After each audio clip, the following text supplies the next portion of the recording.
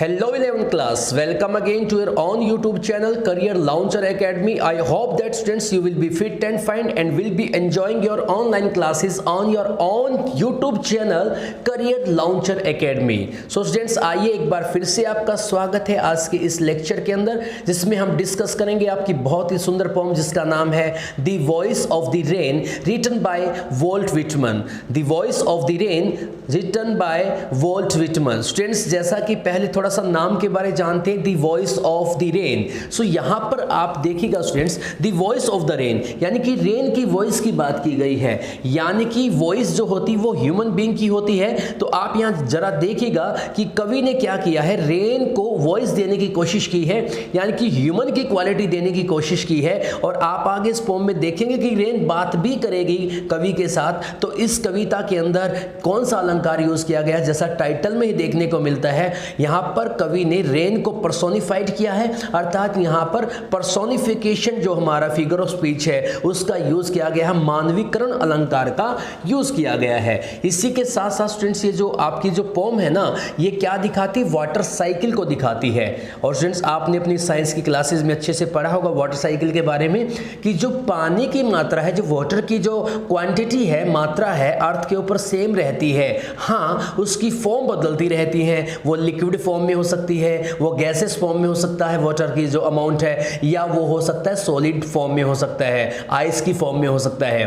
तो स्टूडेंट्स जैसे कि जितने भी हमारे वाटर के रिसोर्सेज होते हैं, वहां से पानी वाइपोरेट होकर के कहां चला जाता है, हेवन में, आकाश की तरफ। और वहां पे ठंड के कारण जो वाटर के जो कण हैं वो कंडेंस्ड होने के बाद किसकी फॉर्म ले लेते हैं, रेन की फॉर्म ले लेते हैं। और उसके बाद क्या होता है स्टूडेंट, जब क्या है, एयर क्या उन वाटर के जो ड्रॉप्स को रोक नहीं पाती, यानी कि उनको अपने अंदर कैरी नहीं कर पाती वेट के कारण, तो वो रेन के रूप में वापस कहाँ पर आ जाती, धरती पर आ जाते हैं। और वही पानी फिर जहाँ से वहाँ वाइपोरेट हुआ था वहीं पर चला जाता है, और इस प्रकार से ये साइकिल पूरा हो जाता है। तो आज इस कविता के माध्यम से कवि ने साइकिल भी समझाया है कि वाटर साइकिल क्या होता है, और यहाँ पर बताया है कि किस प्रकार से उनकी रेन के साथ बात हुई, और उसी बातचीत को यहां पर एक कविता के रूप में आपके सामने ट्रांसलेट किया गया है। तो जरा सुनिए, अब समझिए, इसकी पहली लाइन से हम समझने की कोशिश करते हैं कि कवि ने यहां पर क्या कहा है। पहली लाइन को देखिए, कवि इसमें क्या करता है, क्वेश्चन करता है किससे, रेन से। एंड और Who art thou? स्टूडेंट्स ये दो वर्ड आप यहाँ पे देखिएगा, आर्ट एंड दाउ। आर्ट आप खूब सुनते हैं, खूब देखते हैं, मॉडर्न इंग्लिश के अंदर भी यूज किया जाता है, लेकिन उसका मतलब होता है कला। लेकिन ये जो आर्ट यहाँ पर यूज किया गया है दाउ के साथ, ये आर्ट एंड दाउ दोनों के दोनों ओल्ड इंग्लिश के वर्ड हैं स्टूडेंट्स, इनको अब यूज नहीं किया जाता है इंग्लिश के अंदर। और दोनों का मतलब सुनिएगा, यहाँ पर आर्ट जो ये ओल्ड इंग्लिश का जो है वर्ड जो यूज किया गया दाउ के साथ, यानी कि एक फ्रेज के रूप में दोनों को यूज किया गया है। आर्ट का मतलब होता है आर, और दाउ का मतलब होता है यू, यानी कि बन जाएगा आपका यहाँ पे हु आर यू, कि आप कौन हैं। एंड हु आर यू, कवि ने रेन से पूछा, कवि ने बारिश से पूछा कि आप कौन हैं। Said I, मैंने कहा, to the soft falling shore, यानी कि बारिश की फुहारों से जो प्यार से सॉफ्टली जो फॉल कर रही थी, गिर रही थी बारिश की बूंदें, आराम से गिरती हुई बारिश की फुहारों से, या आप कह सकते बारिश की बूंदों से कवि ने पूछा कि आप कौन हैं। तो मुझे लगता है कि आपको समझ में आया हो गया कि ये आर्ट जो है ये ओल्ड इंग्लिश का वर्ड है जिसका मतलब होता है आर, और दाउ भी ओल्ड इंग्लिश का वर्ड, इसका मतलब होता है यू। तो इसका मतलब बनेगा हु आर यू, कि आप कौन हैं। और कवि ने पूछा बारिश की गिरती हुई बूंदों से। आगे देखिएगा, सेकंड लाइन में समझिएगा स्टूडेंट्स, कहता विच स्टेन्स टू टेल, कवि कहता बहुत अजीब है आपको बताना, गिव मी एन आंसर, कि बारिश को मैंने पूछ लिया और बारिश ने मेरे सवाल का जवाब भी दे दिया। अब देखो, नॉन लिविंग थिंग से आपको मैं मान लीजिए किसी दीवार से बात करूं, और मैं कुछ भी कह सकता हूं, दीवार से बात कर सकता हूं, ह्यूमन बीइंग है क्योंकि मेरी क्वालिटी है बात करना। लेकिन अगर दीवार वापस जवाब दे तो ये बहुत मतलब विचित्र या अजीब बात हो जाएगी। ऐसा ही कवि के साथ हुआ। कवि कहता है कि विच स्टेज टू टेल, कि जिसको बताना बहुत विचित्र है, गिव मी एन आंसर, कि बारिश ने मुझे क्या दे दिया, जवाब दिया। और एज हियर ट्रांसलेटेड, जैसा मैं आपको यहाँ पर ट्रांसलेट करके बता रहा हूँ, क्योंकि मैं एक कवि हूँ, आप मेरी बात को समझ सकते हैं, यानी कि मैं आपकी भाषा में आपको यहाँ बताऊंगा, लेकिन जिस भाषा में मेरे से बारिश ने बात की ना, उसको आप नहीं समझ पाएंगे, तो इसलिए यहाँ पर मैं इसको क्या कर रहा हूँ, ट्रांसलेट कर रहा हूँ। तो शुरू कीजिए, देखिए यहाँ से क्या कहता है, क्या कहा कवि को, किसने, बारिश ने क्या कहा, बारिश ने कहा I am the pome of earth, मैं धरती की कविता हूं। मैं कौन हूं, मैं धरती की कविता हूं। Said the voice of the rain, बारिश की आवाज ने कहा कि मैं धरती की कविता हूं। यानी कि जिस प्रकार से आपकी कविताएं लिखी जाती है ना, जो हमें बहुत खुशी देती हैं, तो मैं ये कविता जो है ये किसकी है, ये कविता ह्यूमन बीइंग के लिए नहीं है। बारिश कहती मैं तो कविता हूं, लेकिन किसकी, धरती की कविता हूं, जिसके सुनने से, गाने से धरती पर खुशहाली आती है। एटर्नल होता है अनंत स्टूडेंट्स, एटर्नल का मतलब होता है अनंत। आई राइज, कहता मैं अनंत से उठती हूं। अनंत होता है जिसका कोई अंत नहीं होता। वाटर रिसोर्सेज यानी कि बॉटमलेस सी जो हो सकते हैं, यानी कि इसमें आगे लिखा भी हुआ है एटर्नल आई राइज, अनंत से मैं उठती हूं, यहाँ मेरा कोई अंत नहीं है। इम्पैपेबल होता है, इसका मतलब छू नहीं सकते, अर्थात मैं उठती हूं किस रूप में, यानी कि जो वाष्पित होती है, यानी कि वाइपर्स जो होते हैं, वाटर के जो मतलब वाष्प कण होते हैं, उनको हम देख नहीं सकते, छू नहीं सकते, मतलब वो दिखाई नहीं देते हैं। तो यहाँ पे कहते हैं कि मैं ना एक अनंत से उठती हूं, स्पष्ट रूप में, आउट ऑफ द लैंड, धरती से, और कहां से, बॉटमलेस सी। यानी कि यहाँ पर बारिश कहती है कि मेरी फॉर्मेशन कहां से होती है, जो बॉटमलेस सी है उसका पानी वाष्पित होता है, और जो लैंड पर जो पानी होता है वो भी वाष्पित होता है, और वो वाष्पित होकर के मैं ऊपर की ओर उठती हूं, अपवर्ड टू हेवन, और कहां चली जाती हूं, आकाश की तरफ। हेवन होता है आकाश, अपवर्ड होता है स्टूडेंट्स कि ऊपर की ओर। और एक और यहाँ ओल्ड इंग्लिश का वर्ड यूज किया गया है वेंस, जिसका मतलब होता है फ्रॉम वेहर, जहां से। वेग्युली होता है अस्पष्ट रूप से, जहां से अस्पष्ट रूप से। फॉर्म्ड, मैं बनती हूं, अपना रूप लेती हूं, अर्थात बारिश बनने में टाइम लगता है, पहले वाष्पित होकर के ऊपर जाती है। जो वाष्पिकी कण है मैं पहले बता चुका हूं, पानी के जो वाष्पित कण है वो आपस में कंडेंस होने में थोड़ा टाइम लगता है। और वेग्युअली फॉर्म्ड, और ये अस्पष्ट रूप से बादलों का रूप ले लेते हैं, ऑल टुगेदर चेंज, और बिल्कुल बदल जाते हैं। जब ये नीचे से वाष्प के कण ऊपर गए थे तो वो बिल्कुल बदल करके पानी का और बादलों का रूप ले लेते हैं। एंड येट द सेम, और तब तक ये थोड़ा बदलते रहते हैं जब तक सेम नहीं हो जाते। सेम मतलब जब तक ये बारिश का रूप नहीं ले लेते तब तक ये बदलते रहते हैं। और फिर क्या होता है कि आई डिसेंड टू लव, और फिर डिसेंट का मतलब होता है आई डिसेंट, डिसेंट तो नीचे की ओर आना, डिसेंडिंग ऑर्डर, असेंडिंग ऑर्डर आपने पढ़ा होगा।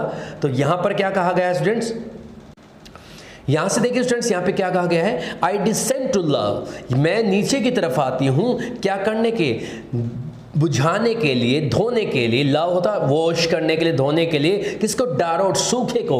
एटॉमिज होता है धूल के कणों को, यानी कि मतलब छोटे छोटे कणों को, और डस्ट लेयर, और धूल की परतों को, ऑफ द ग्लोब, ग्लोब किसके लिए, क्या है, अर्थ के लिए। तो यह कहते हैं फिर मैं नीचे की तरफ आती हूँ, आकाश से फिर नीचे बारिश के रूप में आती हूँ, किसको, क्या, सूखे को, मतलब धोने के लिए।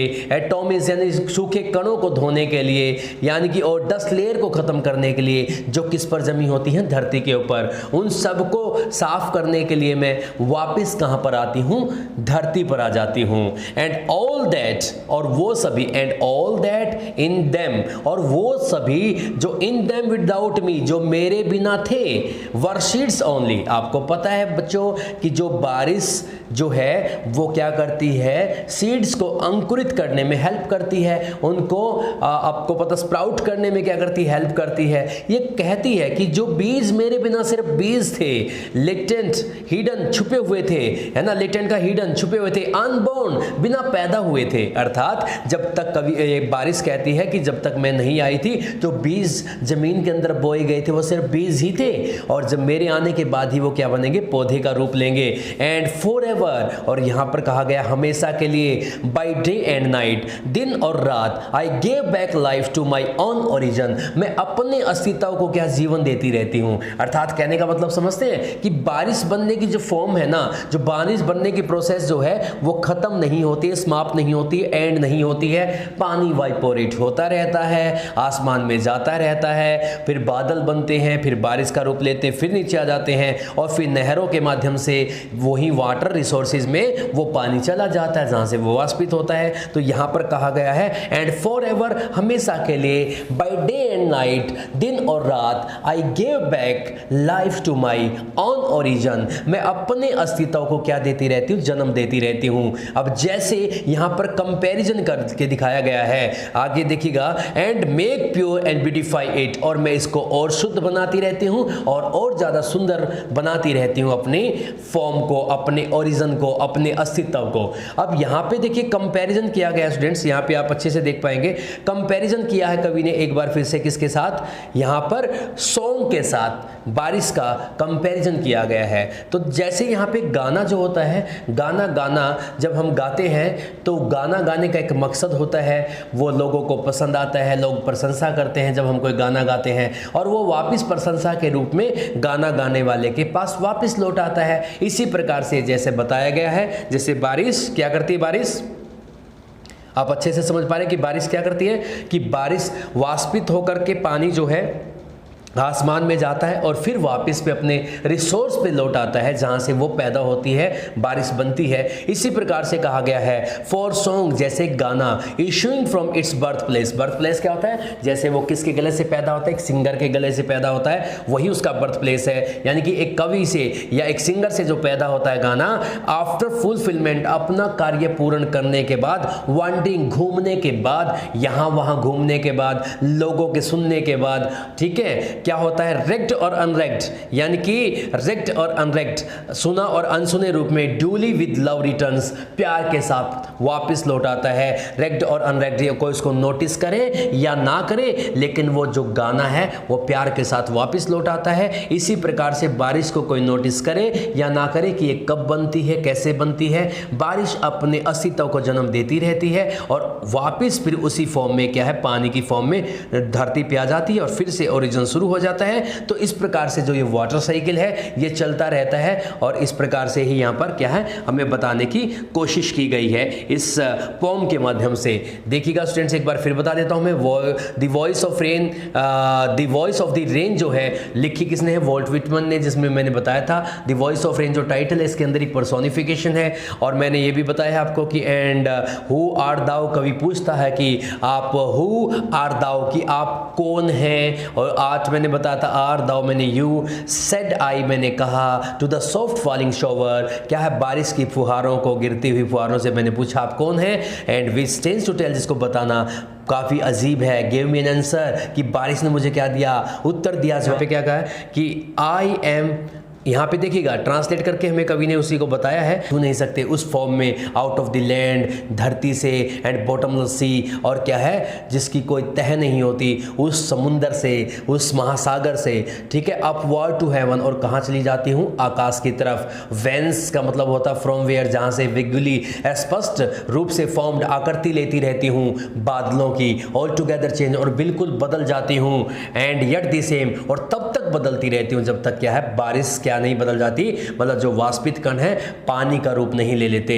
आई डिसेंड, फिर मैं नीचे आती हूँ, टू लाव, धोने के लिए, मतलब वॉश करने के लिए, द डारोट्स होता सूखे को, atomies, you know very well, atoms, कणों को, डस्ट लेयर, धूल की परतों को, ऑफ द ग्लोब, किसकी, धरती की, ठीक है, and all that in them, और all that in them without me, और जो मेरे बिना क्या थे, वर सीड्स ओनली, केवल क्या थे, बीज थे, लेटेंट, यहाँ पे छुपे पड़े थे, अनबोर्न मतलब बिना पैदा हुए पड़े थे, एंड फॉर एवर, हमेशा के लिए, बाई डे एंड नाइट, दिन रात, I give back life to my own origin, मैं खुद के अस्तित्व को जन्म देती रहती हूँ, एंड मेक इट प्योर, और इसको और ज़्यादा शुद्ध बनाने की कोशिश करती हूँ, ब्यूटीफाई इट, और इसको और सुंदर बनाती हूँ। जिस प्रकार से फॉर अ सॉन्ग, जैसे गाना जो होता है, issuing from its birth birth place, अपने बर्थ प्लेस से पैदा होने के बाद, आफ्टर फुलफिलमेंट, अपनी जो अपना जो इसका उद्देश्य है उसको पूर्ण करने के बाद, वॉन्डरिंग यहाँ वहाँ घूमने के बाद, यहाँ पे रेकेड एंड अनरेकेड, क्या था नोटिस और अननोटिस्ड,